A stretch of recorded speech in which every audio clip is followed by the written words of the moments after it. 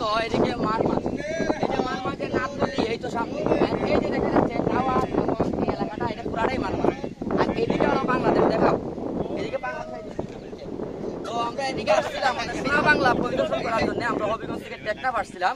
আসার পরে যখন আমরা পরিদর্শনে আসছি, আসার পরে দেখতেছি কি জানেন, এখানে আসার পরে তামুল কি বিজিবি বলতেছে, ভাই এদিকে তো ঢুকা যাবে না। কেন?